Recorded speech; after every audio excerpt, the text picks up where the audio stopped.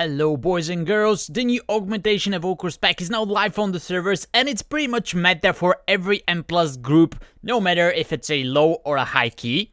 I ended up playing it a little bit and I can say it's a little bit of a boring class, but it is very powerful. And one thing that's very important is that no matter what class you play, it's very important to know how the Augmentation Evoker actually works, so you know what to expect and you know what skills and benefits you get by having one in your group.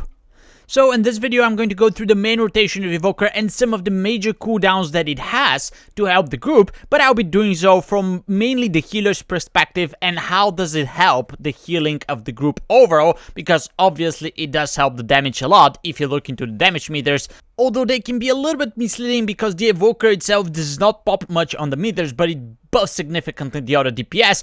And although you might get some, bro, what is your DPS? Why are you not pressing your buttons? If you're going to an M+ as an Augmentation Evoker, you can easily see the benefits by the other DPS popping up and doing tons of damage. So without further ado, let's go through the main skills and rotation for the Evoker, and one of the main spells that you'll be casting on cooldown is called Prescience. This one gives you extra crit strike rating, and it also has a chance to duplicate your damage or healing spells for 50% of the original power. And one of your main goals as Augmentation Evoker is to keep this up at all times. It's a 12-second cooldown and 18 seconds buff. So by the time you get your cooldown back, the previous buff that you casted is still ticking on the original target, so you don't want to repeat it on the same target, you want to pick somebody else. Now, as a healer, unfortunately, you're not going to be getting the Prescience, simply because it's usually cast on the first DPS, then once the cooldown is up, the Evoker just casts it on the second DPS, and that rotation continues, just switching between the two DPS. And as I said, as good as the skill is, the healers are not going to get their hands on it, but the next one is actually going to help them significantly. It's called Blistering Scales, and this basically puts a shield on your tank, which increases their armor and does a little bit of damage to the enemies around the tank. Now it does have a 30-second cooldown, but the scales that do the damage and explode have internal cooldown, so basically by the time that the cooldown is back, you still have this buff on the tank. All the Evoker skills have some talents that synergize further with them, and this time Molten Blood is going to put an absorb shield to your tank, which makes it even better. And if we just put it into another words, your tank is just more beefy, they have more armor, and this is for throughout the whole dungeon. So just because of that, as a healer, you should be happy if you have Augmentation Evoker, especially in fortified weeks, because your tanks will just be more tankier. And then we have the main game changer called Ebon Might. This one increases your primary stat and it affects everybody in your M+ group, so basically you benefit from that even if you're the healer. A good Evoker can keep this up at all times because their stats first increase the duration of the spell, and then they have a bunch of other abilities that they cast and they extend the duration of the effect. This of course is extremely powerful because it buffs everybody by 10%, so the tanks are more tankier, etc. And as a healer, you're also healing for more because of your main stat.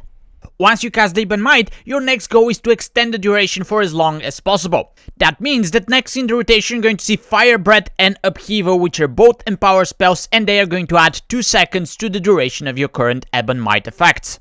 Of course, there are further talents that enhance the damage of those spells, and Upheaval is going to throw all the mobs that it hits in the air, which is additional benefit that you get by interrupting them if they're of course Ceciable. Firebred gives everybody a short buff that lets them do additional damage, and this one actually is accounted for in the damage meters for the persons themselves and not the Evoker. On top of that, every empowered spell gives somebody a shifting stance, which is just a flat versatility increase, which is not only damage increase but also damage reduction and mitigation increase. This one usually goes to the DPS, but it's not impossible to get it as a healer as well. And after the empowered spells, the Evoker is just going to spam Eruption, which does take essence and it does AoE damage, but it also increases the Ebon Might duration by 1 second. The essences of course are limited, so once you run out, you will be casting Living Flame and Azure Strike, but keep in mind that there's a whole bunch of talents that the Evoker has, which makes the eruptions free, faster, and beefier. Augmentation has one more major skill part of the rotation, and it's called Breath of Ions. This one accumulates damage done by your allies for 10 seconds and then explodes, critically striking, pretty much like Execution Sentence of the Paladin, but is actually affecting everybody in your party. It has a 2-minute cooldown, so it cannot be used that frequently, but when that happens, you should be pumping as much damage as you can. Because once the skill is over, it turns into a Chrono Wire, which is a big shield that everybody gets after the ability expires. The shield is not that small, so it actually helps a lot to the healer. And keep in mind that the 2-minute cooldown could be shortened by the Evoker stats, so you're actually going to see it much more often. And that is pretty much the entire class. You have to spam your Prescience on your 2 DPS and keep the blistering scales up on the tank, but keep in mind that those 2 skills are not something that you cast all the time, only once it's off a CD. Once a new pool happens, if your Breath of Violence is up, you open with that, otherwise just cast your Ebon Might, cast your empowered spells, and then spam Eruption as long as you have essences. That's it. As I already said, the class is actually quite powerful, but it's not that fun to play because you don't see big numbers, you don't heal for a lot, you don't do a lot of damage, you're just pressing your 2 buttons to buff the other people, and then you're going through the dungeon doing healer DPS. Now, there are a few more buttons that you can press which are not part of your rotation, but some of them are actually quite powerful cooldowns. Let's start with Source of Magic. As this one is actually related to the healer, you should keep it on them. You cast it once the dungeon starts, and then every time you cast an empowered spell, you restore a little bit of mana to them.